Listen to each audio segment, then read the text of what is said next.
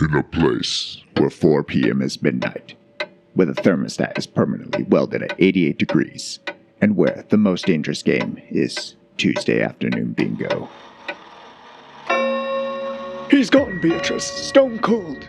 Well, room temperature, but it's boiling in here. His pulse is quieter than the activity room during a Matlock marathon. Nah, Mr. Henderson. Oh, Vance, the tragedy.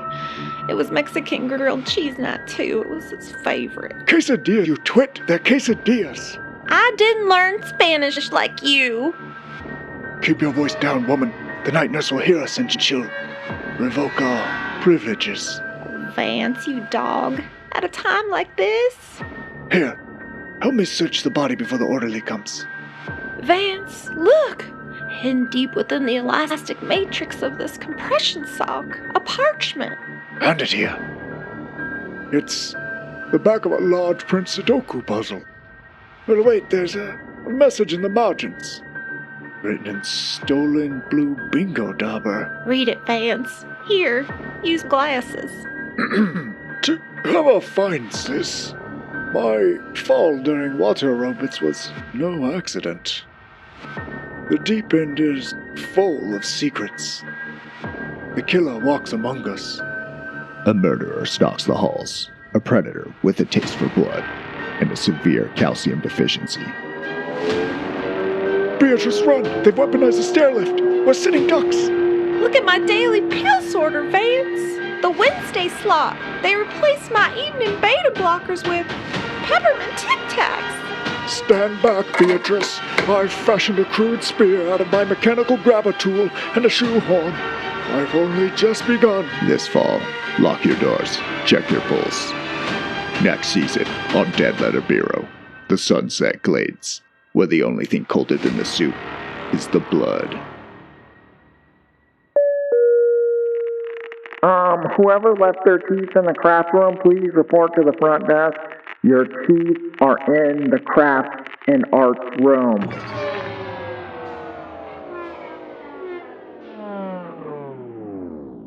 Welcome back, friends, for part 2 of the Whopper release. I highly recommend watching Sunset Glade, airing after this program on all Taos community television affiliates. Why listen to the hum when you can listen to Taos? What the fuck? Why do they have me reading these shitty slogans now? Sorry. Where was I? Yes. Sunset Glade is to die for. To die for. Get it? Infield, laugh at my joke.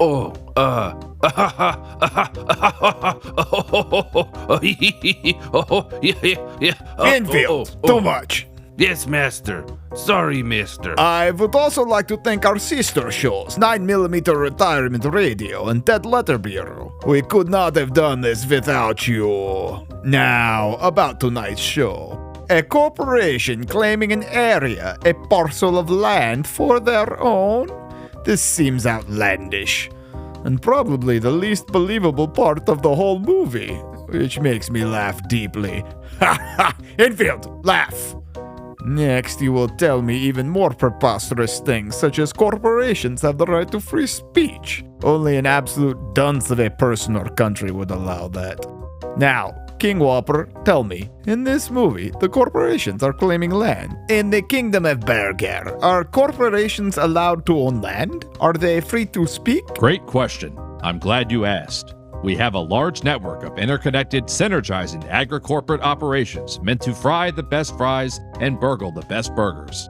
We are building these all across the land so that everyone has access to them, and one day these will set us all free, from the lowliest, shittiest poor person to the most beautiful rich person. No one will need to eat or drink ever again.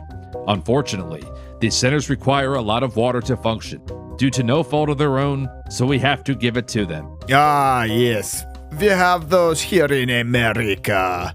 I've read about them. I've read that in Newton County, Georgia, these facilities use 10% of the total county water, and the residents have to ration because of this. Is it true that nationally these centers use more than 480 million people's worth of water annually? That's more than the population of the country. Wow, fantastic. Technology truly knows no bounds and cares nothing for any of us. Well, yes. No.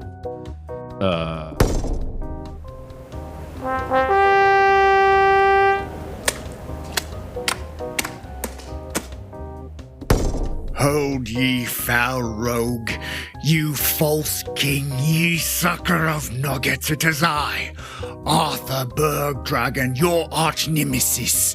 Your crown is false, stolen from my father while he died in Grimace's cancer ward. He was not of sound mind, and you, yes you, like a vulture feasting on the carcass of a lion, stole into his room in the middle of the night with honeyed words and even more honeyed mustard.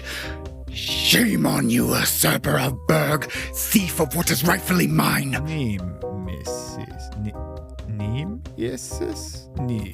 Nemesis. Enfield, are you my nemesis? Master, no, it is not true. I am ever your humble servant. I am the king by divine right. I pulled the legendary spatula expatular from the stone patties, and by the magics of old, that means I am ordained by the 3-in-1 godhead of all beef patty, toasted sesame bun, and American cheese product to rightful ruler of the Burger Kingdom. Your crown is false. A false crown? Then no crown? If there's no crown. Strange men pulling spatulas from petrified meat is no basis for a system of government. We need reason and logic as dictated by those that know best, the wealthy. Here we go again. Andrew, ignore them. Wrap up the segment. We're running out of time. Master, I have yet to find no one to whom I can give this last burger. I found someone named Guy Hidin Som, who says they're no one, but I think they're a someone. A pretty cool someone, if I had to guess. Now is not the time. I must do the totals. For our cocktails totals, we have one pepper town on the Kansas-Colorado border called Your Way, which was made a real town by the authority of the King of Burgers. 5 guys, wink wink, who've come to Your Way to either eat a Whopper for the first time, deliver supplies to support the Whopper release event, or steal the Whopper recipe. 2 groups of American Civil War reenactors who seem unexpectedly obsessed with the King of Burgers signing the deed for Your Way. Fun, unseasonably unexpected blizzard that suddenly came out of nowhere at the moment the deed was signed.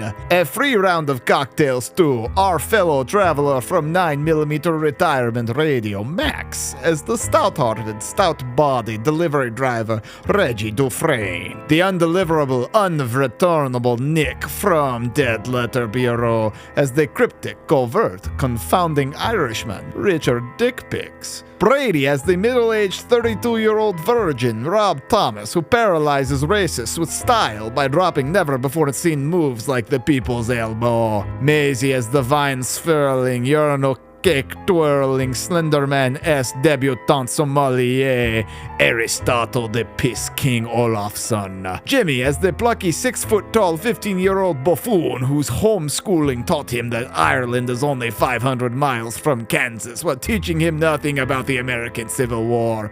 Buddy Haskell. And last but not least, Sam as the game mom who somehow turns this mess of late night madness into something listenable. 4 out of 4 Kobe Thieves. Check it out.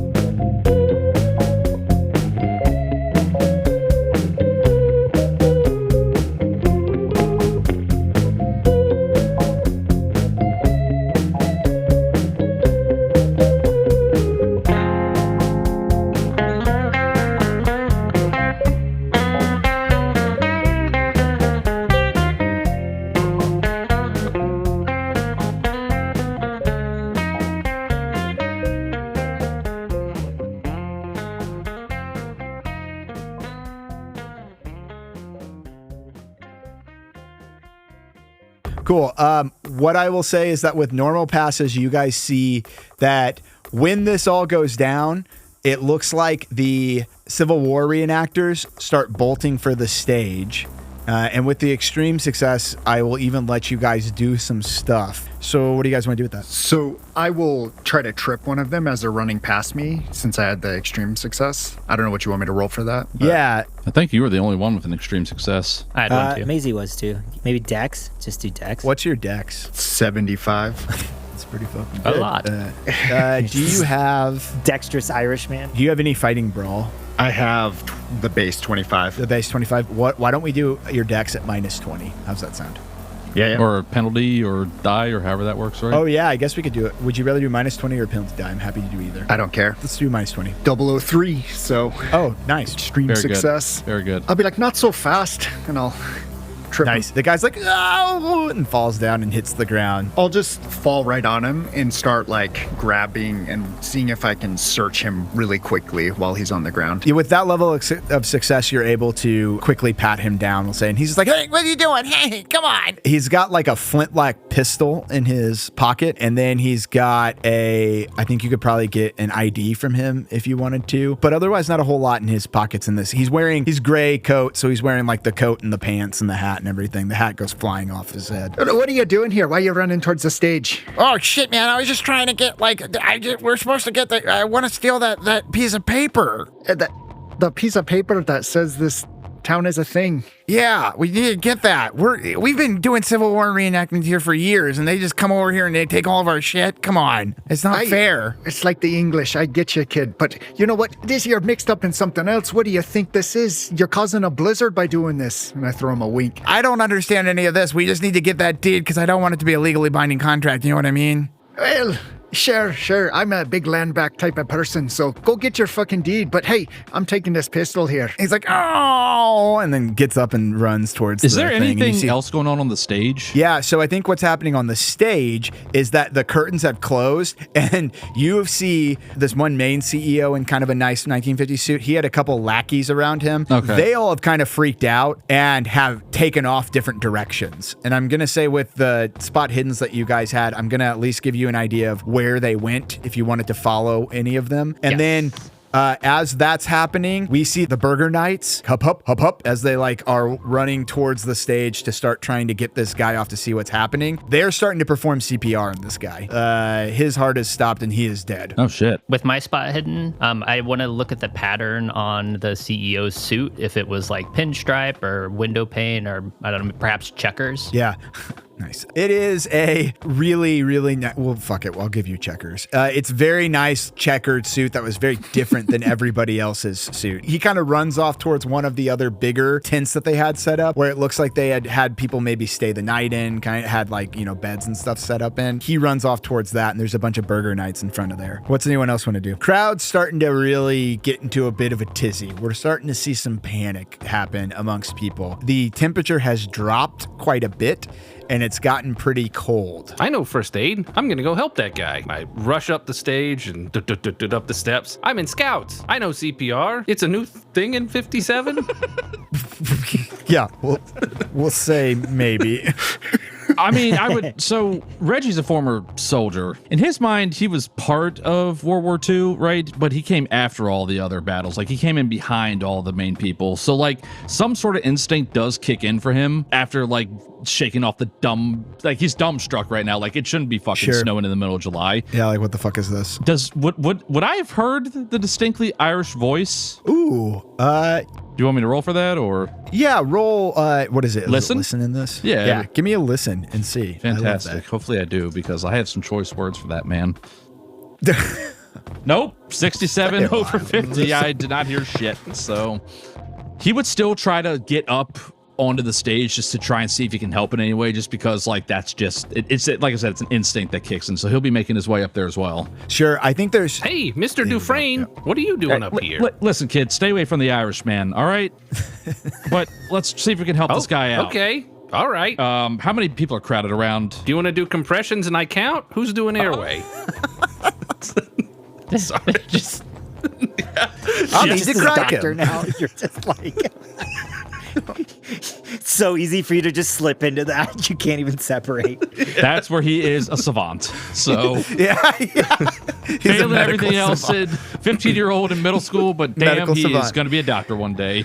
It's Doogie Howser right there, Billy Haskell. Yeah, I mean, as you said, there's people trying to do like chest compressions or do CPR on this guy. Yeah, or... I think so. CPR actually was introduced in 1960, and it was maybe around in 58. So I we're think just doing the pre-cordial thump, like the. Yeah, I think you just see some people like slapping him, and other people, the knights are pushing each other away as one kind of flips him on his stomach and starts hitting his back, and the other one picks him up and starts doing the thunderclap thing on his chest, and everybody's just kind of fucking around. Damn, that's so cool that we just like beat the shit out of people as they were dying. It's like, wake up, wake up. Like, come on. Yeah, I would like to maybe like try and step in and like offer like, be a more authoritative presence, be like, hey, I know I can help with this guy, just step aside, like, something like that. Or yeah, sure. Do you want to roll a first would aid? you rather roll a first? Yeah, I was gonna say just roll a first aid. Yeah, it's base, but 30's better than nothing. So the other thing is if you had persuade or fast talk, you could also roll that just to get people away. Well, I rolled a 47 over 30 on the first aid roll, so I'm just beating the shit out of this unconscious or dead man to no avail. So Mr. Dufresne, that doesn't look right. Can I give it a whirl? I learned some things in scouts. Sure, kid, give it a shot. He doesn't seem to be coming back up. Yeah, I mean, he's dead. The best thing I can do is bring him back to life. And that's a 43 on a 60, which is a normal pass. So, what do you describe what you do? I check his pulse. I'm like, it seems like his heart isn't working. Maybe if we squeeze it, it'll squish the blood around. And I just start doing chest compressions. Cool. Even though that's not Billy Haskell would invent the chest compression. Yeah, we see the invention of CPR occur on stage. In your way, Colorado. In your way. Amazing. Correct. Cool. Yeah, in this you get circus tent that now looks like a white castle with all of the kings around. Okay. It's nice. We see CPR be invented, and it works for the first time ever. We see the king himself wake up, and he's like, "Oh no, King? Are you okay? No, I need a hospital." Yeah, probably. And then he passes out. I don't have one. Have one. Well, I'm all out of ideas. We see. Do you want to ask or say anything to him? Because otherwise, the Burger Knights are going to take him away. I mean, the Burger Knights can totally take him away because clearly, I'm Reggie's stepping back with his hands up at this point. Once you see him up and about. Where's the piece of paper or the scroll or whatever? Yeah. So what I'm going to say is that as the king wakes up and the Burger Knights are carting him off, at that moment is when we see 3 or 4 of the Civil War reenactment people, the actors, come around the other side, and they are booking it straight for this piece of paper. Where is everybody in relation to this? I understand Billy and Reggie are they're behind this curtain on the stage, so they're gonna see them come up. But what is Rob, Dick Pics, and Aristotle doing? I'm just hanging out with Aristotle here, and I even look over to you and I'd be like, okay, Pythagoras, did you clock that guy trying to get away? Is it the people who are running up onto stage? You clocked the business dude who ran out. And then the people running up on the stage is the separate Civil War reenactors. So there's 2 groups you guys have basically kind of followed and seen. Civil War reenactors coming up the side of the stage to grab at this deed, and then the business dude who took off and booked it towards what looks like one of the bigger tents, or nicer tents, I'll say. All right, sorry, Nick. What did you ask again? I was just trying to see where the fuck we should go. Like, I'm confused. It's a blizzard out, and we see this business guy running away, and now the Confederacy's invading this stage. So I'm just looking to you for some leadership since you're smart and stuff, Plato. Robert, would you be interested in beating up some more racists? Oh, yeah. Are you kidding me? I would love to. Let's go try to enter the fracas that is up on the stage. But I will require your protection. Richard, feel free to join. Bernard. Fight. And then he takes off towards the stage. And I think I run, like, I'm right on Bernard's tail, and I think that I start, like, I take off the Burger King. Am I wearing a mask or just a crown? I guess I was never established. Hey, whatever you want. This is your game. I'm just game momming it. I'm just momming it. I think I had a mask on. I think I like take it off so that way I can fight better. And I think I Maybe would using like it as a weapon, No, swinging it at people. Oh yeah. I think that I am just gonna run up and just like drop kick the first gray suit, like gray uniform I see. Cool. That sounds good. I think what we're going to do is everybody arrives on the stage or towards the side of the stage kind of at the same time. So the suits have come up and have made their way towards the deed. And you guys all, we'll say, make it together. And I think, were you going to want to go into combat for all this, do you think? Start fighting beating up some Confederacy people? Cool. Sounds good. I've been sitting here the whole time trying to think, like, is there something Billy would ask the king as he's dying? But honestly, he just really wants a Whopper, and he's probably just going to ask, hey, can I get some Whoppers? Because he doesn't know what else to do. So, just to answer your question earlier. Thank you. The king picks up and he just points directly at the tent behind him. And then with that, he passes out and the knights take off. And then we see in very quick succession, the Confederate soldiers come up. They're going for the deed. And then we see Aristotle, Rob Thomas, Dick Pix, and Bernard bust onto the scene too, the stage that you guys are all sharing. Can I see the deed from where I'm at? Is it like on the ground? Okay. I think he like dropped it. You know what I mean? They held it up for him to sign in like a real flourish, and then he was like, oh, and then like fell backwards. Hand over his heart. Yeah, exactly. Grabbed it like a real Shakespearean play kind of thing. So it's on the ground. So glancing at it, follow me on this here.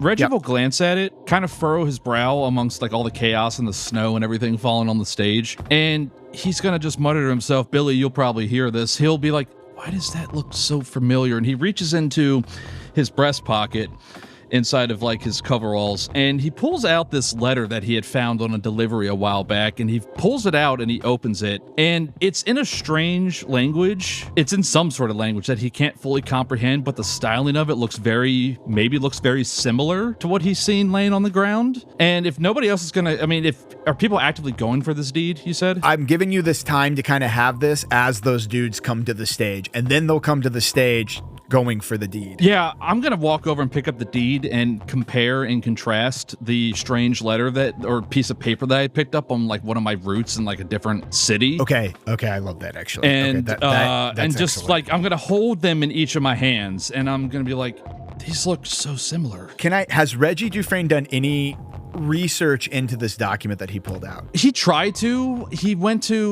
So the owner of the business that he works for, which is like a childhood friend of his, he asked him if he knew anybody that was proficient with any sort of languages, and he went and checked with that guy, and basically he was like he didn't know either. He said that it was just a strange looking language. It didn't match anything that was known to him, so that's kind of like what he got from that. But just like the styling of the paper and how it was written and how this deed looks, like it's the formatting of it. They look very similar, but the words are completely different for some reason. I love that idea. And what I'm going to say is that this person gave you like a number with we'll say University of Kansas or University of Colorado, maybe library of somebody who maybe knew some more information. That's actually pretty helpful, because one of the things when we always do like kind of out there locations, it's always hard to do research, I think, for things. Mm-hmm. And I'd like you guys to maybe do some research when we calm down a little bit. And that's like a pretty helpful way to do that. So that sounds good to me. I think you've got like a phone number for somebody at one of the University of like Boulder's library that specializes in some language stuff. When you pick it up, we'll say that the deed is written, the first half is written in English, and it's really meant to be something that maybe only the cameras that are there, like the newscasters and stuff, like to pick it up. Like a bureaucratic sort of nonsense. Yeah, and actually what we'll say is on the backside, where there is already another signature from the king, that's written in that weird language, and it looks like maybe it's the same thing back and forth. Sometimes they'll put out documents that are like Spanish on one side, English on the other. Like you're like, oh, maybe this is just the same thing on either side, but the front side is just a bunch of bureaucracy kind of bullshit. We don't have bureaucracy in this. No, we don't. As we approach and have closed like the distance, like flipping back and forth, can I catch a glance at what the language looks like because, again, we can go back because I think I read this off. I was required to take a language as part of my occupation, so I chose Gnostic languages. Oh. Yeah, that. I mean, I only have a 45 okay. and I didn't put a ton, but that's still that fucking rules. Okay, cool. Wow, well done, guys. Yeah. So and here's what we'll say about not taking psychology. Yeah, that was beautiful. Yeah, that's beautiful. Yes, yeah. That sounds good. What we'll do is, you can see the side of that and maybe recognize a little bit of what's going on there, that there is that early Gnostic styling. Sam be like, I need GMs as players more often for this shit. Yeah, it's really fucking nice.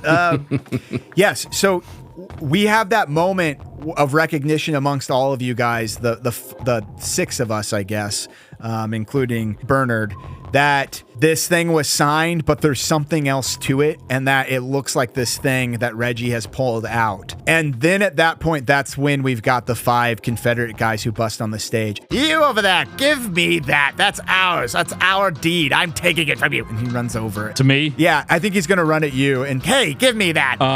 Can I use I don't know. Can I roll something to know that that's the person that I should be drop kicking first? Yeah. Roll me an intelligence. Because then you can recognize. Yeah. Or unless you think you would just recognize. I mean, I think with all the chaos on stage, I think a roll makes sense. Yeah. Yeah, that sounds I good. agree with that. This is all very delightfully unhinged. That's a 23 on a 50, so it's a hard success. Yeah. Cool. Yeah, you were easily able to recognize that this is a racist and you should hurt them. Sick. So, yeah, I dropkicked the fuck out of that guy. Yeah, what we're going to say is that we'll do, these dudes are, and I suck at combat, so appreciate help from everybody else, but we're going to have 5 dudes, and they're all going to be just 10s for dexterity because they're all just some like random, reenactors. But I will allow Richard, Aristotle, and Rob to have kind of a first action against all of them because they're sneaking up behind them. So if Rob wants to drop kick one of them, that sounds good. And then what does Richard and Aristotle want to do? And then we can move to actual combat stuff. I have a question. Is anything unusual about the Burger Knights rushing off with the king? Yeah, no, I don't think so. I don't. Nothing unnatural, maybe? Nothing unnatural from that. All and right. here's the sense that you guys get from all of this is that this is very much like everybody involved in this seems very confused by it. Do you know what I mean? Like even the business guy, when he ran off, the sense you got is that he ran off like he was like, what the fuck is going on? I don't want to deal with any of this. And that's it. And he fucking took off. And then the Knights are the same thing. They're just, they're security guards they forced to dress up in this costume. Gotcha. So just to be clear, the business guy was the one who was presenting the deed or the thing paper to be signed? Okay. Correct. I think I wasn't here when maybe I was here when he ran off. No, that's okay. Yeah, when the king of burgers died in front of everyone. Yeah. That's when the business dude just took the fuck off and he was like, I'm out. Could I have seen which direction he took off in? Because I want to go after him then. Yeah, you guys clocked where he's at. Okay. As a group, you guys have clocked where he's at for sure. So I mean, you'll be able to follow up on that. Because I want to go after the business guy, but I have questions for the man. Yeah, that sounds good. What's Dick Picks and Aristotle doing in their surprise round? Yeah, I will use that flintlock pistol and just fire in the air if it's operational. It's just to get their attention. Cool. Can you just roll me a luck to see if it's all fucked up or not? Okay, luck of 60. Does that matter? Or just the 50-50 luck? Oh, no, you roll your luck of 60. So you need to get 60 or below. 008. So. Oh, nice. Hell yeah. So we hear the fires off. With that luck roll, I think I'm going to just add this all together. What's Aristotle going to do? I'm going to have Bernard do something, and we're going to have Rob Thomas kick the shit out of one of these dudes. So Aristotle is obviously skinny. He has never lifted anything, so he is not about to try to fight. But his last skill, and this is the one that I said may come in handy, is he has a 55 and butterfly knife. What? There is absolutely no intention of actually using it. He's just flipping it around, and he's just pure intimidation. It's a fidget toy. And he's hoping to intimidate with that. Just brandishing. I mean, it has that X factor, so yeah, it definitely does. Okay, I love the idea of Dick Pic shoots a gun in the air and behind him is this large man just doing knife flourishing. tricks. That's excellent. But what is Billy Haskell doing, though? That's the real question. You know? Well, so then what we see all at once is I think we see like Rob Thomas's jump kick. And in the Call of Cthulhu says in surprise actions, you don't even actually have to roll if you don't want to make them roll. So I'm going to not have you roll for it. I think you're just going to fucking drop kick this dude. So roll me your damage. And let's see where he's at. So I don't need to actually roll to see if I hit, like I hit. No, on surprise, I say you can either give a bonus dice or you can just let it happen. Okay. To me, I'm just going to let it I rolled a 26 on my 55 on Butterfly Knife, so I want to make someone urinate their pants because they're so scared. They're all pissing themselves. Gun goes off and Very piss comes out. intimidating. Gun goes off, piss comes out. That's 2 damage. Okay. Give me a description of that. I'm going to roll my dude's damage. What happens is that I run up and I jump, but because of just like the confusion and everything, my form is not as perfect as it should be. And I think I like kick him in the arm instead of like the head where I was aiming for. And so it's like the softest drop kick ever. It's like, ow, my elbow, it's dislocated. It was no Trump, where I bodied him. So. Jeez. Robert, that was only $2. 2. He's flipping his knife. Okay, and then I'm going to do... Oh, and then Bernard grabs one of the guys running at it and grapples him down to the ground, and he's kind of just choking him down. Cool. I think, though, with that, what I'm going to have is that we see this sick-ass jump kick, gun goes off, knife's happening, everyone pisses themselves, and then Bernard has tackled a man. There's this pause where I think there's maybe a moment of clarity from the Greycoat men, and they're stopping, and they're like, the one who got kicked is like, why did you stop us? What? Give us the deed. We want the deed. No. I don't want you to have it. You guys are dicks. I don't want you to have your own town. I didn't know that they were going to make a Burger King town. I'm just here for the Whopper. I don't understand. Like, why do you guys want the deed? He who owns the deed owns the town. So you guys want your own town? Yes, for reenactment.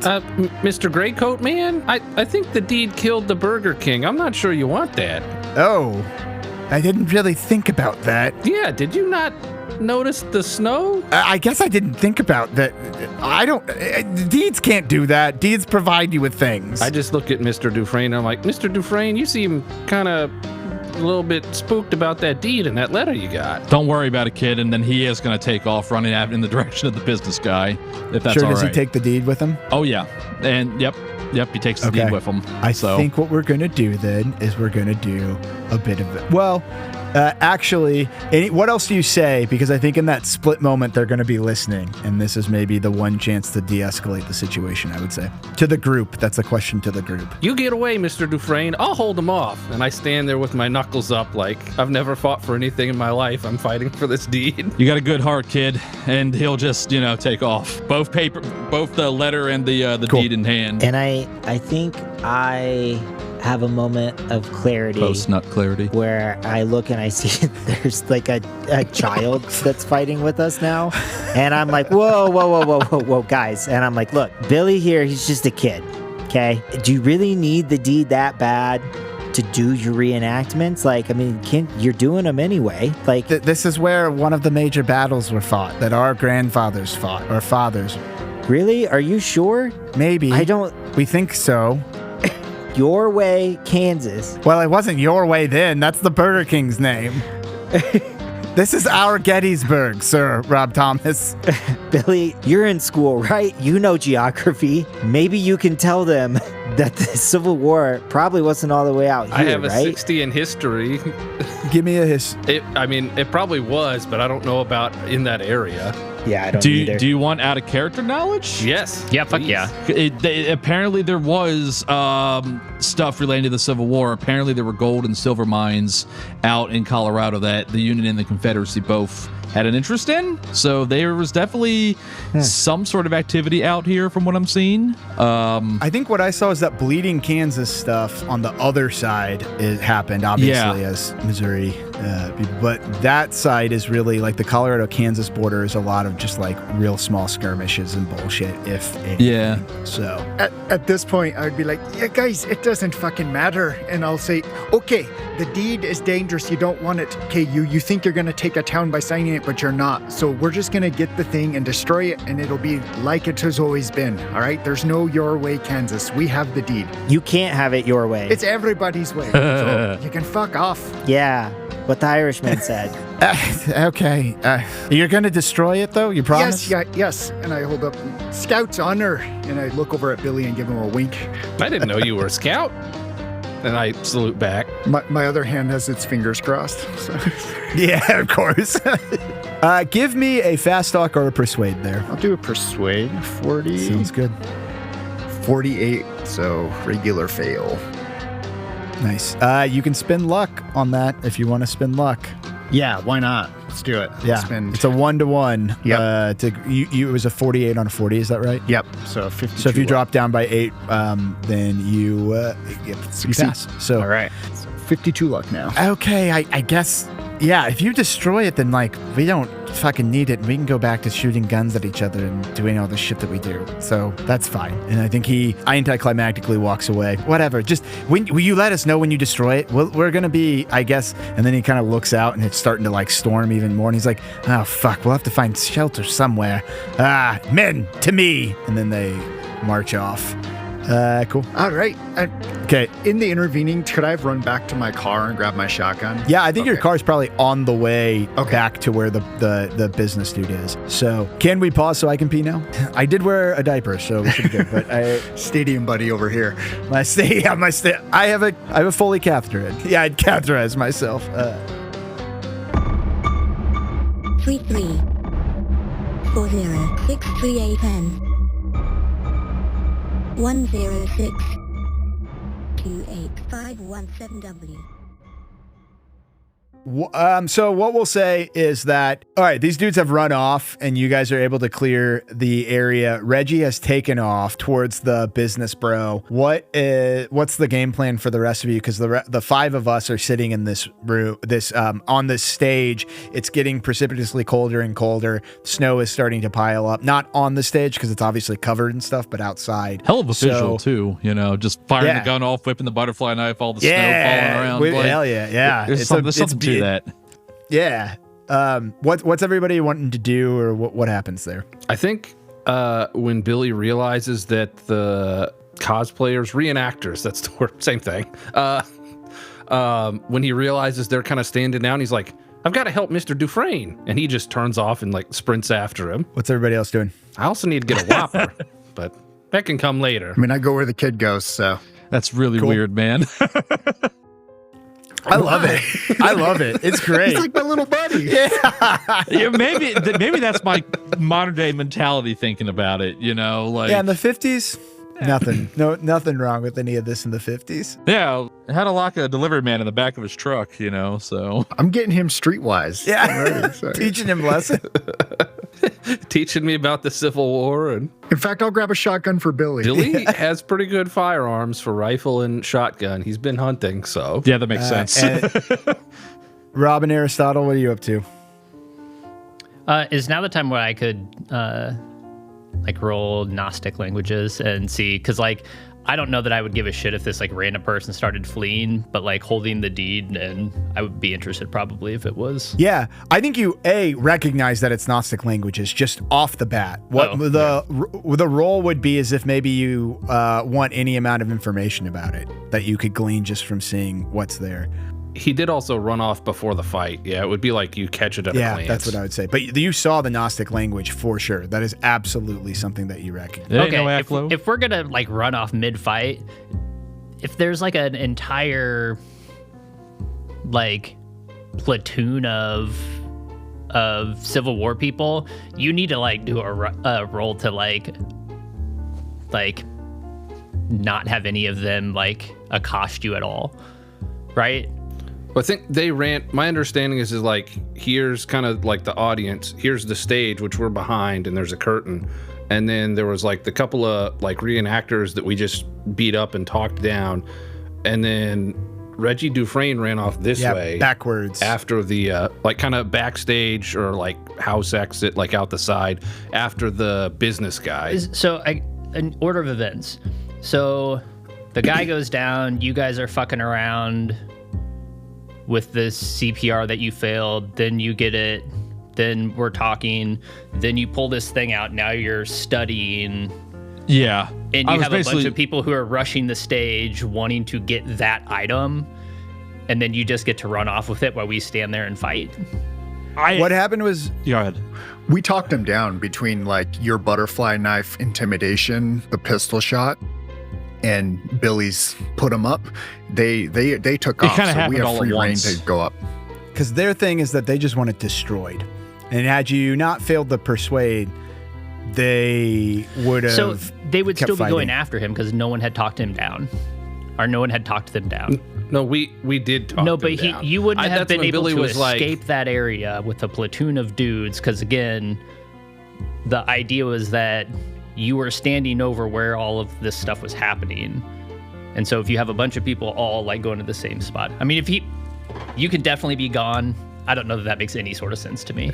Yeah. Come on, Game Mom, make a decision. They were, like, running out. Oh, I think he's gone. I was like, you get out of here if you want. I don't really. Yeah, because the platoon guys were rushing, like, climbing up the front of the stage, and he ran, like, out the back. So they would have to, like, climb up the stage and, like, cross the stage and get to him as But you he's, weren't like, one of the people. fleeing You weren't one of the Phantom people of the Opera that style. acted before they did anything. It was Nick and I. So all of those people got to act before you. Yeah, that's fair, I guess. I don't Like, really give a based shit. I'm on just trying to the one because roll. again, It's not at what particularly point did- narratively interesting for me for that to happen, but if that's what Well, so the that's only what we're problem gonna is do- like, when would I have taken off? Because, like, again, if I would have noticed that these were, like, sort of written in this other language, then I wouldn't have stayed and fought. So, like, I don't really give a shit, but, like, I just would not have done any of the things. Gotcha. Yeah, that's fine. Do you want to have taken off? Move past it. Move past Nope. If you Suddenly, with all of the commotion, just Yeah, because I think that they're all fucking piecing the fuck out. They don't give a shit now that you've told them that you're going to destroy the deed. Or that They're the gonna get back deed caused all this, you know, like, I'm pretty sure that yeah, was brought they up too. don't care about any of that. Yeah, then they really probably don't. I mean, they're soldiers that don't really. they were just like so interested in our sweet ass costumes that they momentarily forgot that the deed existed, allowed you to they were escape. Yeah. They were and then like, they're my like, God. oh shit, the thing we really, really wanted that we just decided to ignore for 15 seconds. For 15 seconds. Yeah, I think so. Okay. You did. Your costumes were so good. Yeah, great. So what do you do? Are you guys going to take off after them, or what do you want to do? I'm gonna let somebody else. Like, my mind is truly broken by this. Like, I don't really understand the context. I don't understand. Which part? Just that they took off, or? No, I don't know what to do next because, like, again, I would not have done any of the things because, like, this is the item that's seemingly, like, did all the things. You have an entire Civil War army that wanted that thing, but then just, like, let it go. Maybe a part of your mind in character realized that it was written in Gnostic, but you know, that only came after you were done doing all that, and then maybe you decided you needed to run off after me. Maybe. I'm just throwing that out there. Nope. Okay. If everybody else forgot about it, I did too. Okay, cool. Rob, what do you want to do? I think also too, like Rob truly was there for the Whopper, right? I think what he does is he proposes to Aristotle. He says, hey, Aristotle, why don't we hang out in case anything needs to happen? We can smoke some cigs, maybe go get a steak and a shake. And then we can just, like, you know, hang out and see if anybody needs backup. And, you know, how's that sound? Robert, I think that's an excellent idea. Great. Sigs. As Billy and I are taking off, I'll turn around. You guys should come with us at least. Come on. What are you going to do? It's snowing. I mean, what do you want to do, Aristotle? I mean, I'm down. You drove me here. So, I mean, kind of at your mercy. We could get Bernard to drive us and we can follow them. I mean, I guess we can go chase down the guy with the deed. Like the CEO guy, not Reggie. Bernard, what say you? We'll let you decide. Deed. And then he pulls out the keys to the car, we'll say, and jingles them at you guys. Perfect. Is he odd job? And then we see the 5'4" man fly off towards the car. And I think, I would say, how long has Aristotle and Bernard worked together? I imagine Bernard's probably like 20 years older and has sort of been this like Manny slash. Oh, I fucking love that. Yeah, that sounds Alfred good. to my Batman. Yeah, I love that. Okay, so I think you would know then that if you're leaving it up to Bernard, his way of doing things is probably just to ram the car into whatever's going to happen, like whatever's going on. So I think he's like getting ready to get you guys in the car to go fucking ham on stuff. You've never steered me wrong. Car, and then you guys take off for the car. I don't think we need like a chase or anything like that. As you guys exit, I will say again, I know I've said this before, but the snow is picking up. Things are getting worse and worse around you guys. And then I will have everybody roll me again a spot hidden, please. Everybody? Okay. Everybody. Ooh, I think 82, that's a fail. That is a 5 under 55 extreme success. I got 40 on a 40. 51 under 70 regular success. 89 on a 60, so I fail. 24 on a 25 for Bernard. What I will tell you is that as you're getting out, people are trying to get out of here quickly, and you're starting to see car wrecks happen as people try to get through snow that they're not used to driving in whatsoever. The snow is starting to accumulate. It's a couple inches high at this point. And those that succeeded, what you see is that standing kind of maybe... I'm so fucking bad at distances. Maybe 400 yards away. Is 400 yards a long distance or not? Somebody help me. Pretty long. It's like it's a pretty long par 5. Oh, okay, yeah, it is a pretty long par 5. Actually, or maybe even like a par 6. We'll go 350 yards. Thanks for bringing it back to the golf. It always helps.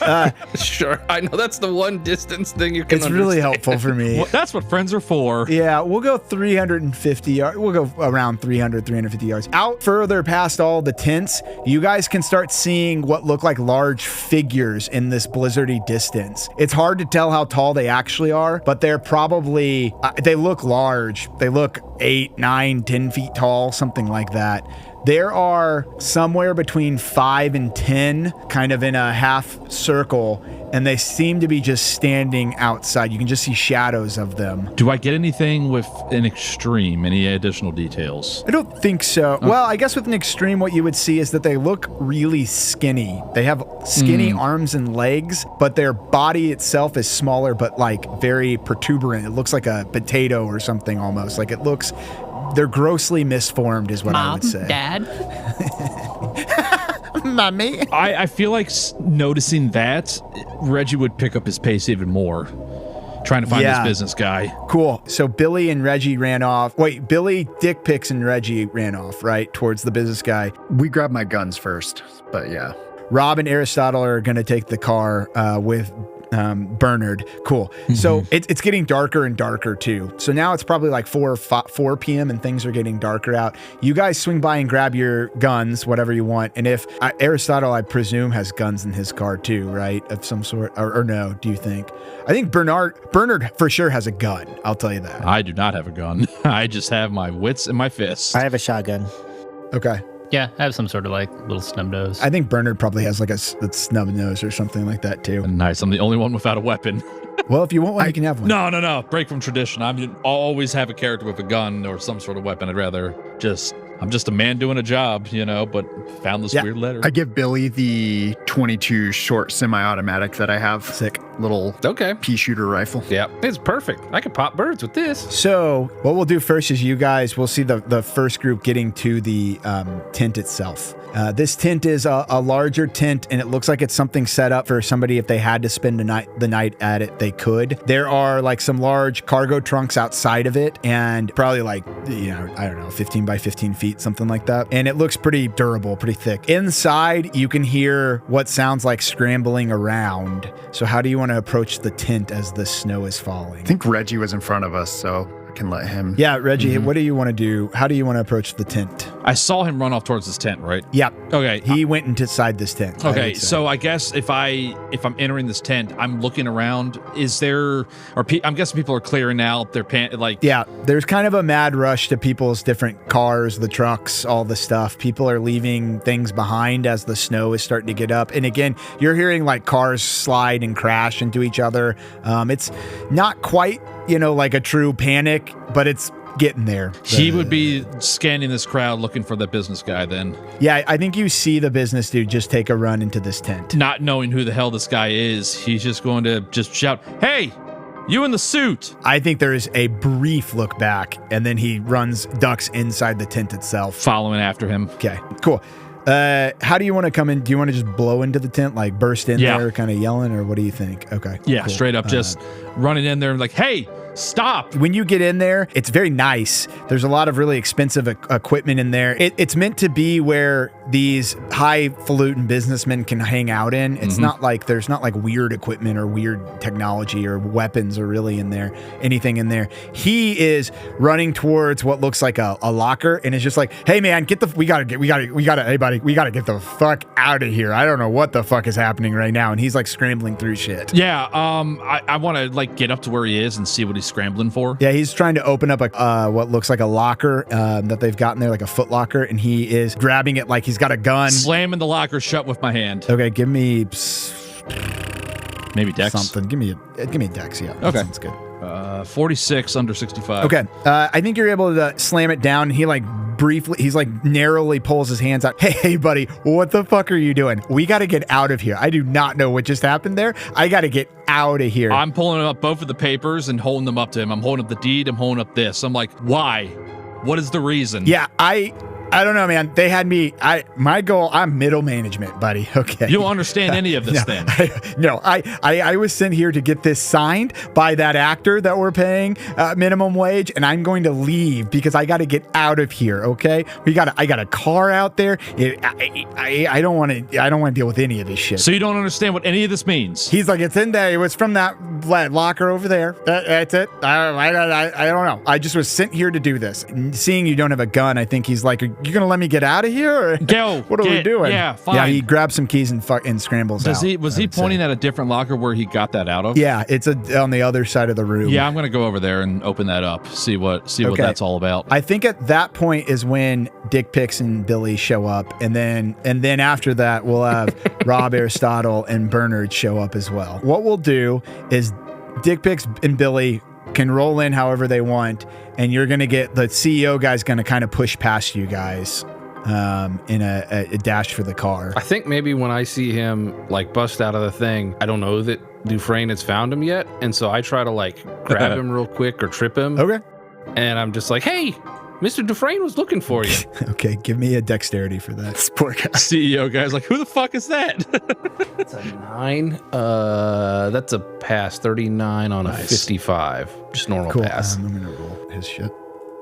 He has a normal pass. What'd you get?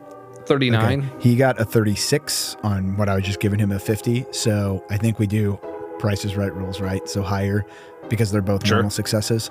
So you are able to trip him. He falls down. He's like, hey man, come on, buddy. What the fuck? What are you doing? I just got to get out of here. I don't want to, come on.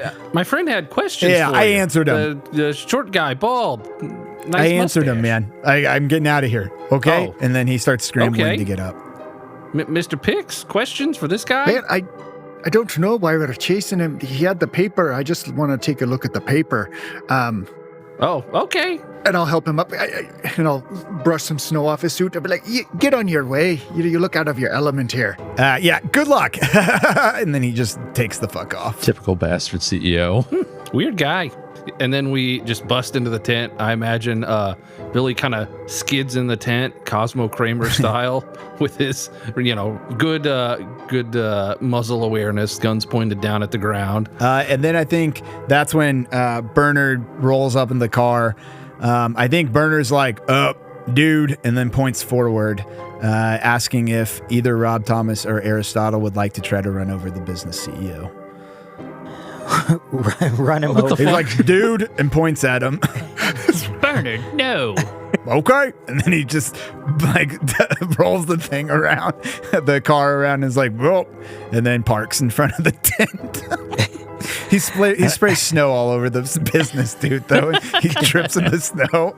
He's like, oh, what the fuck is all of this? And then keeps running. Aristotle, is Bernard really going to run over that guy? Robert, he's been with me for a long time, and Bernard does what Bernard does. I really like Bernard. He just is like, murder, and then gets out of the car. Jesus Christ. Okay. Now, Reggie, chill out, man, okay? We're all here to help each other. You locked me in my truck. I didn't lock you in there. If you're locked in there, you'd still be in there freezing your balls off, all right? Now, here you are, here I am, and all we have is each other, okay? He looks between you and Billy, and he just points to the locker that he was directed to. Did you see those things out there? Oh, yeah. Who did and did not see the thing? Sorry, I should have kept track of that, but I did. I think it's just me and Reggie. I saw him. Yeah. Yeah. Okay. Oh, did you see him, Rob Thomas? No, I did not. I failed. Oh, okay. I saw him as well. Okay. Okay. Well, it was kind of a tall humanoid shape, but also like a potato, like a tall, skinny potato. You're speaking my language here. Potatoes, all right? We got to check them out. It's like the Pillsbury Dough Man. Reggie just looks at this Irish man who I don't even think he ever got his name. Like, so he's just this weird Irish dude at this point to him. So he just looks at him, cocks an eyebrow. He's just going to throw that locker open. See if is there anything in there strange or unusual, Sam? Game Mom. Yes. I think as you guys are all in here, I think this is, and Bernard and Rob and Aristotle have made their way in as well into this room. As you throw that open, we start to hear screams outside, and you hear even the business CEO man, and he's like, oh, hey, buddy, what the fuck?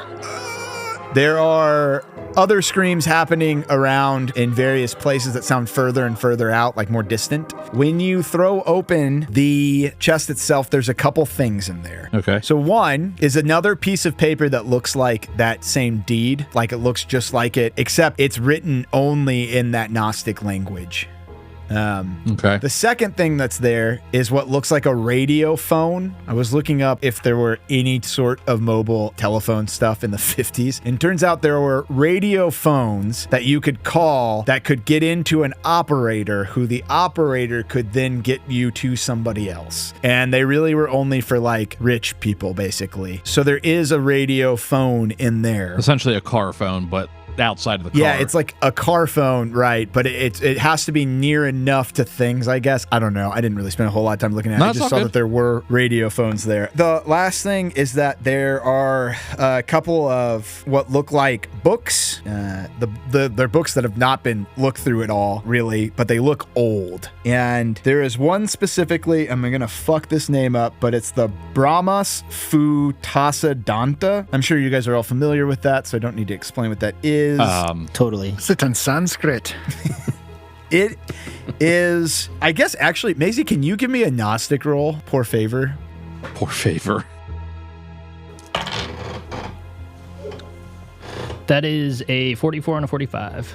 Nice. Okay, sweet. Okay. I think with your studying ancient languages like that, what you would know is that the Brahmas Futassadanta is the writings of somebody named Brahmagupta. Brahmagupta was a mathematician in India in 628 CE.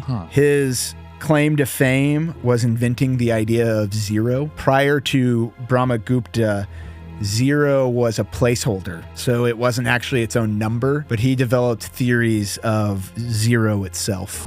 So things like a plus 0 equals a times 0 equals 0, a minus a equals 0. And then I think does anybody have any sort of like mathematics or science or anything that we could use in this situation? I'm presuming probably not. I have history, but probably not I would give you a history if it was an extreme success. Because again, because of Call of Cthulhu rules, you guys can we can do like weird shit if it's extreme. Oh, I failed.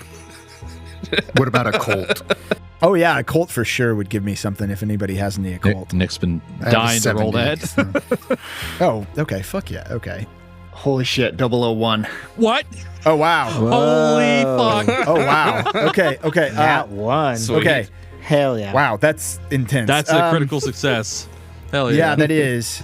Yeah. Okay, cool. What I'm gonna tell you is that what you would know about Brahmagupta specifically, and I think maybe with a little bit of time, you guys would be able to decipher this book with your occult and with Aristotle's Gnostic. But specifically what you would know is that Brahmagupta died trying to solve the last of the kind of zero ideas, which is what happens when you divide something by zero. The occult aspect of this is that there are a lot of people who think that coming up with the idea of zero and trying to learn what dividing by zero does is what killed him. There is a long line of mathematicians who have tried to deal with that idea. So there's like Al-Khwarizmi, who the term algorithms come from. He died mysteriously. Descartes, with his ideas of Cartesian locations, that involved trying to understand zero, especially 0,0 in his in Cartesian locations. And then the church itself, like the Catholic Church in the 16 or 1700s, said zero itself was like a demonic number and didn't believe that we should be using it. So all of that is to say,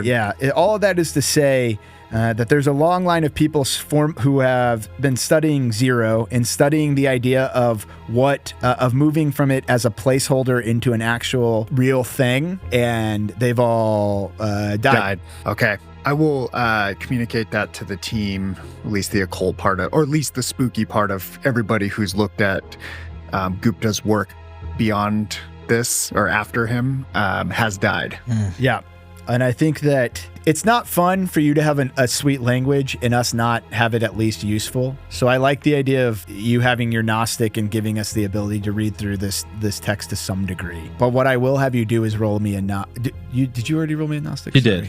Yeah. 44 on 45 is what he got. 44 on 45. Yeah. With that success, I think you're able to look through this book. It's going to take a little bit of time, though, to look through it, meaning maybe an hour or two of studying to really make sense of what's happening in the book itself. I think as this happens, there is a hush over the whole area. That screaming, as you guys have been talking about this, thinking about it, there's a hush that comes over the whole area. The screaming's gone, and now all you can hear is the sound of wind, occasional lightning, and snow kind of heavily hitting the ground outside of this tent. There's no screaming anymore, you said? Yeah, no screaming. And even the sounds of cars crashing into each other has dulled and is not there anymore. That can't be good. Yeah, I don't like that. Either everyone left or I don't know what that screaming was about. Usually screaming going silent's not a good sign. I think you're right, Billy. Very astute observation. I think... Scary. What'd you say, Bernard? Scary. Yeah, I agree. I want to peek under the tent flap to see if I can see anything going on outside. Like, I'm assuming that's a thing that I could do if I'm close enough. Is there a mirror in any of these lockers? Maybe we put a mirror on a stick. That's a good idea. I am happy to do that if you want to put a mirror on a stick. I'm going to say, Billy, that's not a bad idea. Is there like a personal mirror like on the inside? Like somebody, there's a mirror. And then there's like one of those back scratchers. Kids at my middle school have these. AKA your mom. And then there's a back scratcher stick that you're able to tape it all kind of together too. Billy, how old are you? 15. And you're in middle school? That's what they tell me. Nice. High five. I Stupid. Billy. Yeah, you're a rule, Mr. Thomas. I don't think we're going to get these Whoppers, though. Yeah, I think you're right. I'm kind of disappointed. And Bernard, be nice. Billy's a cool kid. I actually had a Whopper earlier before all this chaos went down. It was pretty good. Huh? Wait, Yeah. what? Really? It's delicious, man. Wow. It's revolutionary. It's gonna, man. But we got bigger problems at hand here, damn it. So We got something to live for, Mr. Dufresne. Tasting more of those juicy Whoppers. Sure, kid. Sure. I like that you just turned into this East Coast newsie out of nowhere. You're like, Whoppers. These juicy Billy Whoppers. Haskell is really just the grandfather of Agent Houdini way down the line, So Yeah. Yeah. So I must get out of this alive. I must get out of this alive Or to not. have a juicy Whopper. Yeah, I think you guys are going to be okay. It's going well so far. Cool. So you're going to put the mirror outside to take a look at what's happening? Yeah. If Billy tapes this together, I'll be the one to stick the mirror out there, and I'll be the one to take a look and see. Okay, cool. I have this image of this really nice tent. Snow is falling down. Snow is accumulating heavily. There is lightning going on. It is dark. And some of the lights that they had hung up for this festival that they were trying to make up are still there. And some are like, gone, and some are like flashing. And we see this personal vanity mirror or whatever move slowly out and kind of snake up outside and turn and look and look. And what you guys see with the mirror is that where that CEO businessman had running to his car, and outside of the car, his clothes are rumpled up on top of the snow, and the snow itself has melted and taken on a reddish yellow hue and kind of melted down as if, like dissolution of blood and fat into the snow. Yeah, we'll say, yeah. I don't think you would know that, but that is what's happened completely. Yeah, sure. Jimmy would know that. I don't know. Billy invented CPR. Yeah, I guess Billy did invent CPR, so maybe he does know all of that. Yeah. Looks like a dissolution of blood and fat into the snow. Like his body got dissolved by some horrific beast. How do you know all this stuff, kid? It's just up in my brain somewhere. I look at the rest and just shake my head in disbelief. When you pan the mirror around, what you see is that there is kind of carnage strewn throughout. Cars have crashed into each other. There are other forms in the snow like that, maybe 30, 40 of them. Clothes on the ground with this red yellow. Anybody who sees that and or hears that description is going to have to roll me a sand or grip or whatever. Yeah. It's all of us then? Yeah. I think I would be the one holding the mirror, so yeah. Do you shout out what you see? Great for me. I'm probably just, no. If anything, I'd probably be like, you all need to look at this. Nice. There you go. Who looks and who doesn't? Yeah. I mean, I'd look. So. Oh, that's a 99 over 27. Yeah, we're gonna go ahead and speed this scenario up here, I think. Yeah, I failed 81 over 59. Anybody who looks at the mirror has to give me a sand roll, and if you don't, you don't have to. I failed as well, a 64 over 53. 54 and a 44. I passed. I got a 9 on a 49. I'm going to say that if you pass, then you're going to roll me a 1d4 for seeing a bunch of people be destroyed. Okay. If you fail, you're going to roll me a 1d8. And if you critically fail, you're going to take a full 8 sanity loss. So that would be me taking a full 8 then. Correct. Excellent. Love to see it. All right, so I lost 7. I only lost 1. I lost 4. Okay. So what are the rules for temporary insanity? Yeah, I can explain those real quick. Jimmy, how much did you lose? Yeah. 3. Okay, so in Call of Cthulhu, the way it works is that if you lose 5 or more in a sitting, then it's temporary insanity, but you have to roll an intelligence. If you fail at the intelligence, then you don't have to do the fight, flight, freeze, or fawn that we do. If you succeed at the intelligence, you understand how fucked you are, and you have to do the fight, flight, freeze, or fawn. So in that particular case, I rolled a 52 under 65 for intelligence, so I know that this is horrible and bad. Yep. Do you want me to do I get to pick what I do? Or what we usually have done, and this isn't really in the rules, but what we've usually done is that you choose, of the 4, fight, flight, freeze, or fawn, you choose 3 of them, and then we go 1 through 3 is 1, 4 and 5 is the other, and 6 is the last. So if you're like, fight's my most likely, I'll do that 1 through 3. If freeze is my next most likely, then that's 4 and 5. And then if fawn's my least likely, I'll do 6. And then fawn, does that make sense? Yeah, I mean, he would honestly, in his case, he's going to be more likely to run away. Okay. So that would be like the 1 through 3. Yeah, so 1 through 3 is flight, and then Okay. I would choose freeze, fawn, and fight amongst those. Fawn, just in case you're unfamiliar, fawn is like, you're like... You give yourself over. You give yourself over. Yep, that's right. Okay, let's see here. That's a 3. Okay, so he takes off. So... Yeah, he just drops the mirror like in the half. The stick is like it's like half out of the tent, but he just drops it like in the snow, and you guys just see me. I just fucking take off. Cool. Okay. And I drop the deed, and I drop the letter that I had. I just fucking take off. Nice. Away from all the carnage that I'm seeing. Like if I can go in the opposite direction of that shit, that's where I'm going. Okay. So cool. Okay, cool. So we just see you fucking take off. Yeah, I don't say a word. I don't scream. I don't do anything. I just fucking book Sick. it. Like, and then if you have lost more than a fifth of your starting sanity, you also gain a mania or a phobia. Yeah. I went from 30 to 19 just from doing this. So, like, cool. I lost the 3 and then I lost 8. Cool. So how about what we do is figure out what happens here, and if things continue, we'll give you a mania or phobia, and if they don't, then we'll just... If I die, I die. Yeah, so, yeah. Okay. So then, Maisie, that means you also have to roll at me in intelligence, right? Yep, I got an 18. Okay. Ooh. Okay. Cool. Too damn smart to... Okay. What's the fight? What are you doing for your fight, flight, freeze, fawn? I think probably also flight, fawn, freeze. Okay. I think there's a 0% chance he's fighting anything. He's fighting. Yeah, that makes sense to me. Yeah, give me a 1d6 and let's see. 4. I am fawning. Okay, I fucking love that. What does that look like?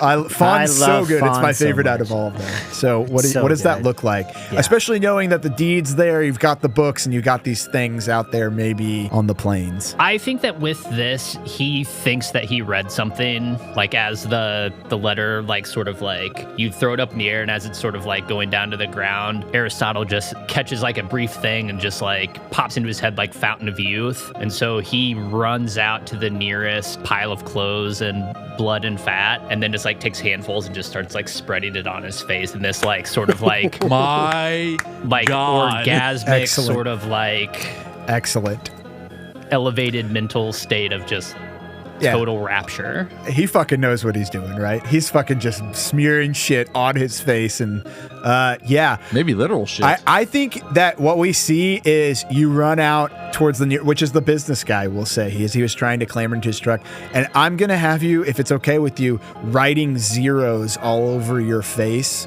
in the blood and in the fat after. You're just like a zero, over and over and over again. I fucking love that. So cool. What's everybody else do at this point? Because that means everybody, you two are out for a hot minute. So I think I've grown like fond of Aristotle. Obviously, like he paid me. We wrote together, and so I think I run out to Aristotle and I'm like, Aristotle, what are you doing? Bernard, come here. Like, what's happening right now? What's going on? What are you doing right now? Oh, did Bernard not roll? Bernard did roll earlier? And Bernard passed. Oh. And then Bernard lost. Oh, good for him. Only a couple. So I'm also like loosely keeping track of Bernard right now. Bernard runs out with you and is just like crazy, and then runs out with you. And he's got his gun out. He's got his gun out because I think he's like watching your guys' back, basically. Yeah, I mean, I think I have my shotgun, but I don't think I don't have it drawn or ready. But I am like concerned, and I think I'm talking directly to Aristotle. Like, what are you doing?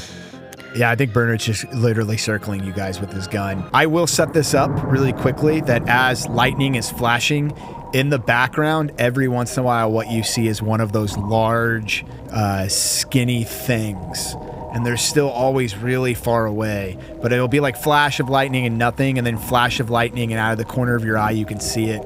And like when you turn, because I think Bernard's like turning his gun around, like trying to catch him. And it's like if you try to put your eye on him, you can't really see him.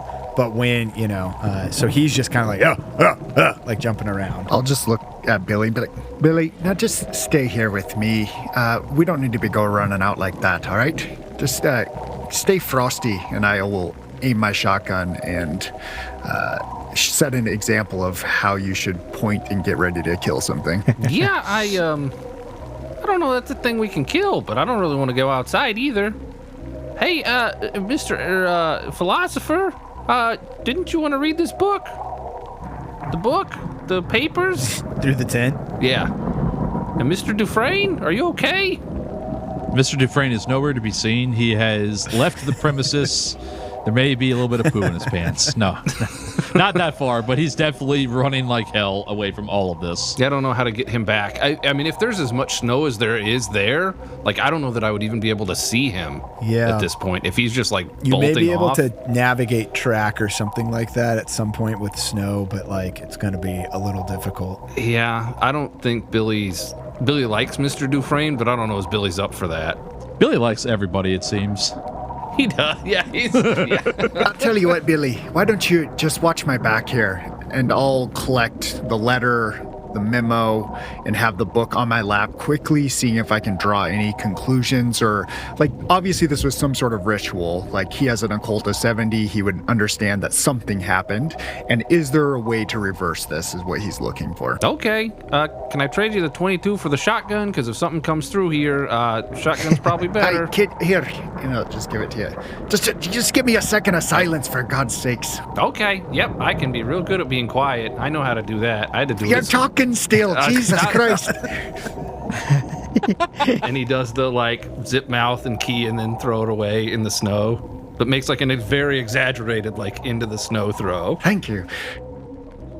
Yeah, anything I could glean quickly? I mean, shit, you had like an extreme success on the occult thing. Mm-hmm. What I'll tell you is flipping through the book and maybe the notes that have been taken in the book itself that are in a language maybe you can parse through a little better. What you see is that whatever has been happening every time somebody takes up Brahmagupta's study, there seems to be almost like a summoning ritual, I guess, for something. And it almost seems like people don't understand that they're summoning something when they do it. A big part of it is that if you move from something that is not real or is not, it's a placeholder, quote unquote, to a non-placeholder, that's something that seems to rile them up. The other part is that with that extreme success, you would think that there may be something to the fact that he died trying to divide by zero with this, and that perhaps these things out here maybe represent some sort of metaphysical or cosmic zero. Okay. And then is there law in this? Does anybody have law or accounting? I mean, I guess anybody's... Well, I have some accounting, but I'm not there. Okay, never mind.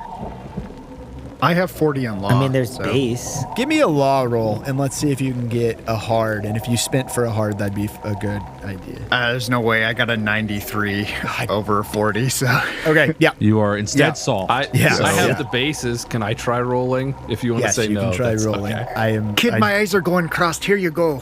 Can you look at this for me? God, if he rolls a fucking 1. I did not. I rolled a 55. I could spend 50 luck to make it a normal pass. Billy, look at it real hard, please. If you spent 50 luck, I would give you some information. Yeah, fuck it, whatever. I don't care. Hell yeah. Billy's blowing everything he's got right now. And then the group luck rolls start. Billy blows his load. You spend your 50 on that. Maybe your dad or your mom or whoever you live with had been talking about sovereign citizen stuff, we'll say, since you were a homegrown homeschooler. Something clicks in your head about their Sobsit lifestyle. It seems like these creatures, or whatever this is, are something that really respects the written word and law itself, and that if you could do something to perhaps divide up something amongst these people to force them, this group, to divide by zero, divide by the group itself, write up a contract of some sort guaranteeing something to all of them, then that would be the dividing by zero that all of these people have been trying to figure out, and would be, I guess, the antithesis to what they want and do. That's a really cryptic way for me to tell you that. So I'm going to let you ask questions because you spent 50 luck. Mr. Pix, I think we need to get him to sign a contract that says they are going to leave. What the fuck, kid? What are you talking about? A contract are potato things. Okay, but spitball with me. Come on, okay. Yeah. You think they need a contract to leave? Okay. That says they're going to divide themselves by zero? Or maybe vacate the premises? I don't know. Is he on the right track, Sam? Yes, I'm going to give you that you're absolutely on the right track with that. For sure. I like this idea. So you think we need to speak to them with a contract or something? Yeah. Well, I'm thinking about it more, and we've got this contract with the weird writing on it, right? And whenever the guy signed it, they showed up. Maybe we got to get them to sign one that's the opposite of this? So they go? What about there was that other contract in the box, right? Maybe that's the one? Maybe. I can't read any of this. Neither can I, and look out there. We got Plato over there rubbing stuff on his face. Okay, well, I think we better go knock Plato out of this. Yeah, I think that's probably the best chance we got. Let's bring both those contracts, or at least the other one. Yes, now you've got 3 pieces of paper, right? Yeah. You've got the original Reggie, you've got the one they signed, and you've got this kind of third one that's in there. Now, kid, here, let me have the shotgun. You take the paper, and I'll watch your back. See if we can snap Aristotle out of this one. I cautiously step out of the tent, and I kind of look, and then I hold the paper with the Gnostic side towards Aristotle, and I'm like, hey, Mr. Philosopher, sir, can you get the monsters to sign this? I think it'll make them go away. It's like an eviction notice or something. Like we used to get all the time when I was a kid. Damn, that's so fucking sad. Billy, you can come back east with me if you need to, all right? But let's focus on this right now. Oh. Okay, I mean, my family's still alive. Aristotle's like state of fawn. Like I know that Aristotle's drawing the zeros on his face, but like would Aristotle want to sign that document in that state of fawn? Like go and talk with what do you think? Entities? How are you envisioning the fawn, Aristotle? I think that he is super committed to just like catching just like one, like he probably caught like the dividing by zero as something as like never ending, like it'd just be like a feedback loop, which is where I think that he got his like Fountain of Youth thing. Like again, it's never ending. Yeah. And so I think that he is so enamored by that he is on the wrong track. And so like if you try to get him to do anything until this runs out. Sure. Give me a 1d10 because I think that's how you're supposed to figure out how long it lasts for. 7. One for each sand loss. Yeah, this is always great how this works because I think like technically, and Max, you're supposed to give me a 1d10 too, and that's how long you're running for. For these temporary insanities, that's the hours that you're insane for. Which always seems okay, cool. So I'm truly insane to me that you're that long for insanity. Yeah, I thought it would be like combat rounds or something, but that's what I think we've always played it as. That's what it is like rounds or minutes. But I literally just pulled it up to double check, and it's like 1d10 hours. So, Jiminy Christmas, that's hard. I guess I would just keep running then, like as long as he could. I think he would just keep running. Every once in a while you catch the lightning strikes and you see Reggie running fucking laps around here trying to find his way out of things. Fuck, that's a long time. 7 hours. What you can do is you can try to psychotherapy our friend here. Anybody have psychoanalysis? Or psychoanalysis. Does anybody have psychoanalysis? I got 1%. Cool. Definitely not. Roll it up. Roll it up. Well, I guess the only thing I could say is that do you think that Aristotle would be open to a persuade to try to push him towards that? Or do you think he's fully committed to the Fountain of Youth? Totally, either way, it's not going to, again, make or break anything. I think that it would have to be like an extreme success maybe or something? Well, I think maybe an extreme success or like violence. To get him to stop. Okay. That sounds good. And so if Bernard like wanted to like pistol whip him or something. Just open hand smack.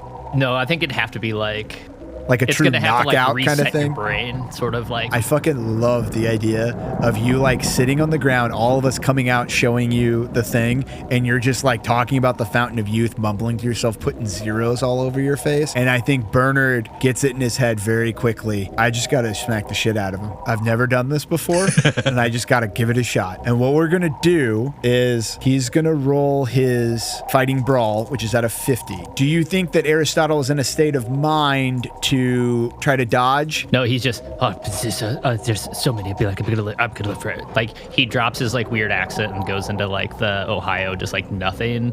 And he's just zero, and then I'm gonna live for it. And then you do whatever you do. Cool. I think he's gonna smack him, and then if I'm gonna roll this 1d6, and on a 6 we knock you out of this. Otherwise, we're gonna have to do a group luck roll. Russian roulette. Yeah. This is real Russian roulette. So that was a 2. So he hits you, and I think he just can't bring himself to hit you that hard. In the years that you've been together, he's raised you. He loves you too much. So he gives you this like light tap on the head, and it's like, he's like, can't do it.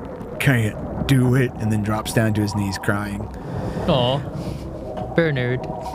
Hey, and I reach into his pocket. Are there any urinal cake business cards in there? No, because I'm still wearing the Burger King.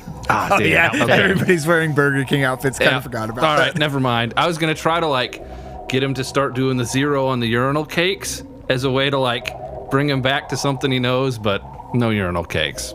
I thought That would have been really good. Eat it. Yeah. or something. Honestly, I don't if he know. didn't respond to the circle, I was gonna stick one in his mouth. The taste, the smell of urinal cakes, it's like you're smelling salts. The last thing I'm going to do is you're going to give me a group luck roll. So who has the lowest luck? You know who it is. That's why you Yeah. asked. Because I spent 50. What is It's your 5. All right. Nice. And then after this, I think what we'll have is that you just got Aristotle and is Aristotle. Well, go ahead and roll. Come on, Maisie's dice, help me out. Nope, 43. Cool. Is Aristotle movable? Meaning, like, would he move with you guys, or what do you think would happen with that? Like, do you think it's easily? Do you think Bernard could get him up and like at least let him do his stuff, but kind of move him towards one of the? I think you'd have to camp? like lily pad him, just be like, oh, there's the next one of like the next pile of clothes. Oh, I love that. And so like, okay. just like, oh, hey, there's more over there. And he's like, huh, what? Yeah, that's right. Bernard's like, Blair, and is trying to get you guys towards maybe one of the shelters. The snow continues to pick up. We've gotten utter silence. I think as the lightning keeps striking, the things out in the background are getting closer and closer. Yeah. It's not All right. like coming right up on you, but it's like they are, I said 350, and then it's like 320, they're slowly getting closer and closer. Kind of the visual I'm getting, I don't know if you guys have ever driven through places that have a bunch of windmills, but like, Southern Illinois driving up to Chicago is what I'm familiar with. And when it's nighttime and all the lights on the windmills blink at the same time, it's like hundreds of windmills, but it's just dark, and then it's windmills, and then it's dark, and it's windmills. It's windmills. That's kind of the sense I'm getting of these like giant fucking things that you can't really get a sense of, but every like 5 seconds you get a flash and they're closer. You get a flash and they're closer. And you're just like, ugh. But you can't see them at all when there's no flash. Eyes shining and stuff if they have eyes. What's happening with the weather currently? I would say the weather is at a pretty stable storm, and you guys now have like a couple, maybe a foot and a half, 2 feet of snow. So it's becoming harder and harder to, they're potato for sure. Wendigos. I love that. But you're getting, so the snow you is really say that accumulating. the windy's picking up? Ooh. Yes. It is a bit frosty out, but yeah. Get the fuck out of your own house for that one, is what I would say. Whenever my friend makes puns, I'm like, get the fuck out of my house. Or if it's at his place, I'm like, get out of your own place. So You think it would DQ me from playing the rest of the game?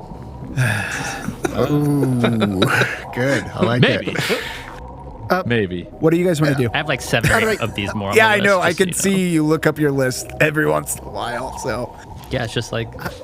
Mr. Thomas, we came up with something here, and it's we think we need to get a contract about something about dividing by 0.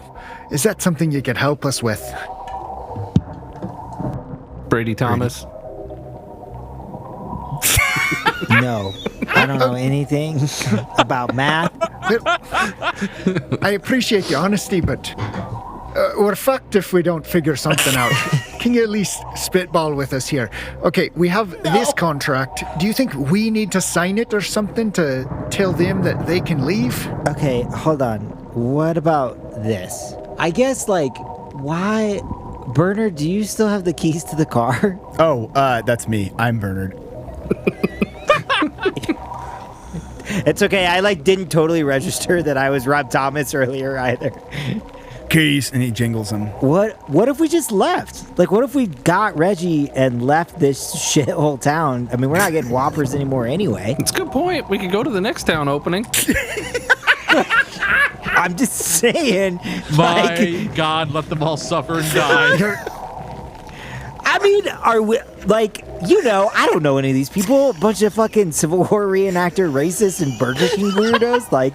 I'm just saying, there's a part of me that deep down is would it be the worst thing if everyone in this town died? Well, it's not even really a town at this point. It's just a bunch of tents. doesn't. Yeah, this is just people in a field. All right, that we're die. effectively killing It's Sam like- at this point. No, I is love it- it. Is That's this the great. thing where like in Back to the Future, where like the photograph like is like dissolving because they're talking about this town that doesn't exist, and we decide the deed to the town, so just them thinking about like this thing, it's kind of like divided by zero. So like as you think about it and talk about it more, just like everything starts to go away. You know what? What about this? My real thoughts as Rob Thomas here, and I'm saying this out loud. I'm speaking in third person, and I'm like, look, Rob Thomas thinks that I don't know anybody in this town. You guys are cool. We have a car. We could leave. And Billy's right. I mean, we could just wait for the next Burger King opening and get a Whopper then. I mean, this is not there. This is like a whole national campaign that Burger King is doing. We could save Aristotle. We can go snag Reggie. We could all get a Whopper together. Like, celebrate that we survived this horrific cosmic horse shit show. Like, this would be like, what a good story. Or what if I drove out and tried to get one of those things to sign? You know, his my contract? concern with the plan about going to another Whopper opening is, what if this just happens there too? Then we wait for the next one. Billy, think about your family. They live around here. Well, yeah, I guess. Oh, well, yeah. We can stop and get What him. if they're dead what if they're already? goo puddles? Jesus Christ, Rob. Yeah, he's a child. Sorry. And then Reggie comes barreling through in his truck and runs one of the potato Wendigos out. Sorry, Billy. I guess I wasn't really thinking about that. Look, how about this? You guys All are right. like the devil and angel on Billy's shoulders, I feel like right now. Dick Pics, your heart is in the right place. You really want to save this town and these people, but like, I know you want more. There's something you want, right? And I think you're here for another reason. And I just get this feeling that you want some more information. So like, I'm happy to go out there and get these potato guys to sign this paper if you want. Like, and we can save everyone in this town. And then like, you become like the next like Burger King or whatever it is that you want. Like, you got this, dude. Like, I'm happy to help. Okay. I didn't ask you, Billy. All right, I'll drop the accent. I'm not Irish. I work for the Federal Bureau of Investigation. But yeah, we will. What the fuck? Sorry, guys. It's been a Delta Green game the whole time. The rules switch now. We're all friendlies, except not really. I don't know if this invasion is strictly mimetic, but we should try to stop it here. I like your idea of driving out there, Rob. Bernard? Wait, is your real name Dick Pics? Yeah, my name is Richard Pics. Damn. Okay, cool. So the accent's fake. The name is real. Good. Somewhere All right. out in the snow, you just hear Reggie yell, "I knew he wasn't real. He wasn't real Irish." Bernard's like Agent Pics, that's true. Maybe we can drive out. Rob, you said you'd do that? Dude, what the fuck is happening right now? I'm just surrounded by a bunch of fucking like pigs in suits, man. Like, this is fucking. Yeah, I mean, I guess I'll drive out as long as you guys are okay with it. Yeah, I'm happy to drive you out there, deliver the payload. The So payloads now are I'm useless. obviously the deed, and you're gonna go out there and ask them to sign it. Deeds? Yeah, I'm sure. Happy to do it. Dick, you want to come with me? And maybe Billy? I mean, you can come with us. Maybe somebody should take care of Aristotle. I mean, he's still kind of just like, you know, he's not well. I pat you on the shoulder and I say, "Yeah, Rob, I'm a federal agent too." Oh my God. I just wanted to see that look on your face. I don't know anything about federal agents. I kind of actually wish that you were. That'd be so funny. Billy, are you coming with us or are you going to stay with Aristotle? Yeah, I may as well go. All right, let's look for Reggie on the way out. Yeah, Agent Bernard walks and grabs a scoop of blood and fat and smears it on the inside of the passenger seat of the car and is like, "Hey, Aristotle, come on. We got to get in there." It's zero, and then I'm gonna live forever, and it's gonna be awesome, and I'm never gonna age. Okay. Are there more urinal cakes in the car? I want to feed one to Aristotle. Oh, there's definitely urinal cakes in the car. Yeah, there's Here, a Mr. lot Aristotle. This will make you feel better. Just like Feed home. him chemicals. Yeah. Does anybody have any skill we can use to pick up Reggie Dufresne in any way, shape, or form? I have spot hidden at 70. Okay. Yeah. I also have, we're going to say, a spot hidden at 72. So everybody roll me either a spot hidden, or I'd give you a survival, or a navigate, or a natural world. May I? What about a listen? Yeah. Could I roll a navigate to try and find my way back to my truck and my craziness? Yes, I will allow that because we're at the end of things. So Yeah, I have a 50 in that. So Hard success for I me. rolled 90. On my... Oh, nope. Yeah, 72 over 50 for my own navigate roll. Did anybody else succeed? I rolled a 90 on a 70. I got a 30 on a 50 for listen, so I think between the spot hidden and the listen, maybe we can pinpoint Reggie. What I'd like to do, if it's okay with everyone, is switch to a little bit of like a narrative description, and we can all go over what happens here. Yeah. Sure. I think we see Reggie just fucking booking it, zigzagging, trying to avoid these giant tuberosities that are in the sky. I think we try to do a big circle around in the car, and eventually there's this moment where our front headlights hit you, and you're like frozen like a deer. You're like, yeah, it's like, and I lean out and I'm like, Reggie, can you get in? We're gonna finish this. Do you want to get out of here? Fucking yes, and I will clamber in. Cool. So we've got Aristotle in the front seat, covered in blood and gore, putting shit all over himself, and then the other 4 of you crammed in the back seat of this luxury vehicle. I'm driving. We get out. It's lightning.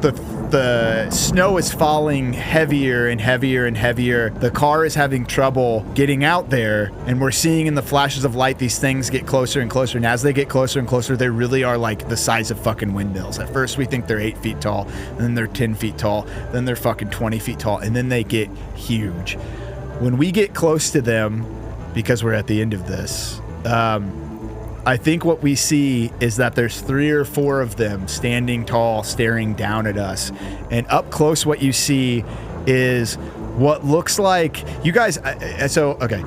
Some of you are going to know what this means, some of you aren't. What you see is what looks like giant cirrhotic human beings. So when somebody gets cirrhosis, like end-stage liver disease, what ends up happening is their arms and legs get super skinny. Their belly gets really bloated and big. You're seeing that kind of body type, except huge. Their faces are all contorted. They look maybe kind of human, but elongated. They're missing, like they have a mouth that's filled with kind of these yellowing teeth, large gray eyes staring down at you guys, and their coloring is, it's hard to pick out in the dark, but it looks like their coloring is pretty yellow. Skin is kind of flaking off of them, or whatever makes for the outside of them, and intermingling with the snow itself. We see the car pull up, and I think we'll maybe go down to one last roll for Rob. Rob, I'd like you to give me a power roll here, and this is a pretty important one. So if you want to spend some luck, that's totally reasonable. That is a 49 on a 50. Ooh, I love that.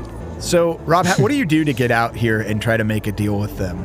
What do you do? I think we pull up and we stop, and I like have my shotgun just kind of over my back. I think I get out and I'm holding the deed that we found in the Foot Locker, and I think I walk up to...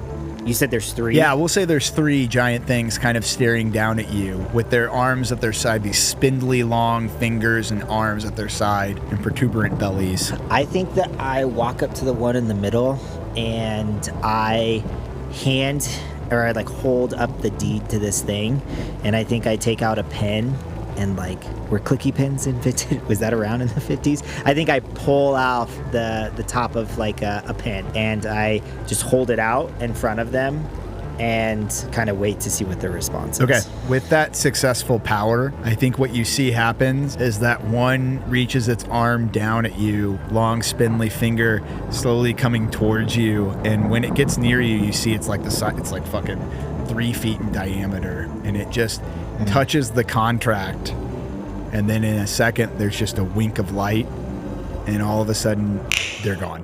The thunder stops, the clouds don't clear up, it stays cloudy, and the snow doesn't go away, but you're left in this like 3 feet of snow that's left over on the plains here. It's totally dark, and I think you guys, it's completely quiet, right? Nobody can hear anything, and there's just silence there. Well, I guess it's maybe not completely quiet. It's good. This 0, I just wanted to have, but it's good to put on my face.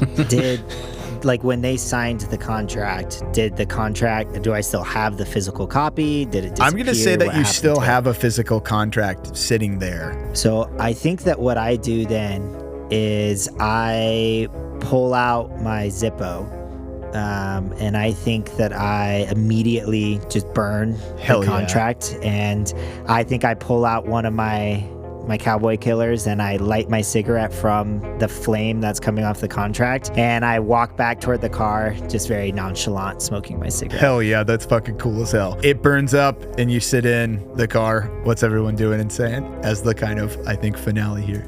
Rob, do you have a job? Well, just bartender in a small town, eastern Colorado. So, it's a job, pays, but I'm always looking for more work. Why? Well, you should join the bureau, and I'll give you my card.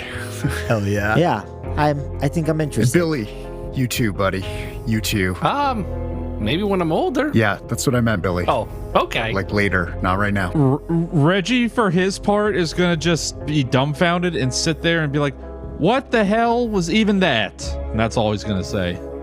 Bernard's back to scary. Bernard, you can talk around us like normal. He nods, and that's it.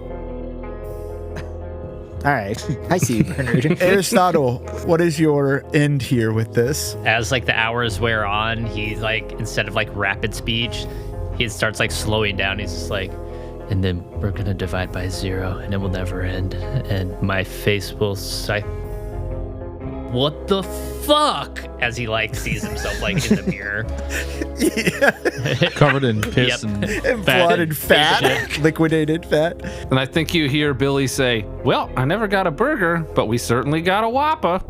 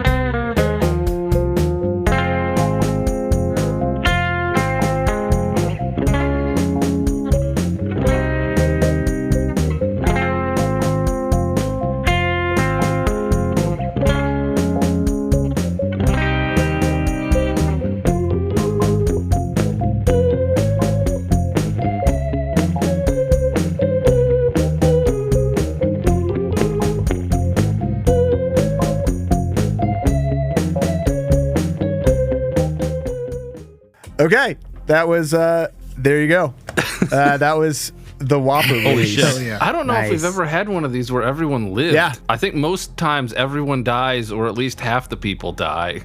I expected to die, honestly. I don't know. It came together pretty well, though, at the end there. I was pretty impressed with all that. So it felt good to bring everybody together to be at the end of all of this stuff. So can you explain what I know sure. Burger King, Civil War reenactment, I know the weather was the sure. The Burger King stuff was all just trappings. Basically what I had been thinking about for the last week, I was reading this Michael Sisko book, and unfortunately it's really hard to shoe in the really interesting things into a lot of these without just giving you guys answers. In this Michael Sisko book I was reading, they were talking about how some people are zeros, and it has something to do with the story, but that made me start thinking about the concept of zero, the fact that multiplying by 0 destroys whatever the number is, and then dividing by 0 is undefined. And so then I started thinking of these things as what I was calling the unmin, and they were something that represented 0 as a metaphysical being, and the act of moving from using 0 as a placeholder to using it as an actual number was an accidental hypergeometric ritual that was done